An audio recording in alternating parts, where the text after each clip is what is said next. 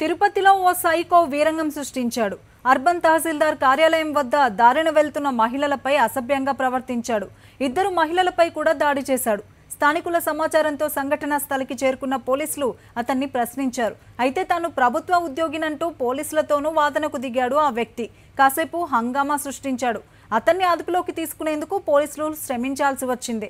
ఇద్దరు వ్యక్తులు అతన్ని అతి కష్టం మీద ఆటోలో ఎక్కించి ఎంఆర్పల్లి పోలీస్ స్టేషన్కు తరలించారు. ఆ వ్యక్తికి మతి స్థిమితం లేదని పోలీసులు భావిస్తున్నారు.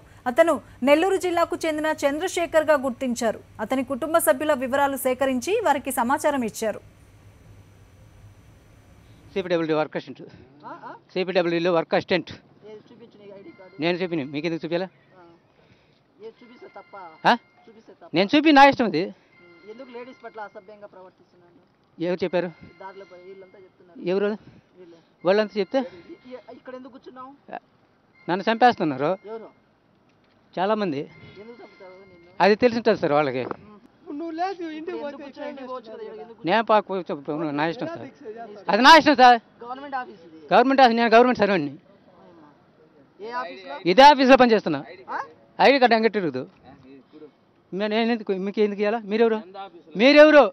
మీరెవరు అడిగేదానికి? ఎప్పో ఇప్పుడు చేయలే.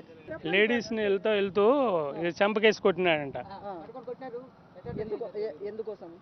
అది మళ్ళీ అతను ఏం మాట్లాడుతున్నాడు మనకు తెలియదు కదా. అదేందో రకం మెంటల్గా ఉన్నట్టుగా ఉన్నాడు. అది మెంటల్ అతను అరుస్తున్నాడు అనేసి మాకు ఇన్ఫార్మ్ చేసి వచ్చినాము. అది విషయం వాళ్ళ భార్య వాళ్ళకి తెలిపినాము. వాళ్ళు వస్తున్నారు. చంద్రయ్య పేరు, అది తెలియదు నన్ను.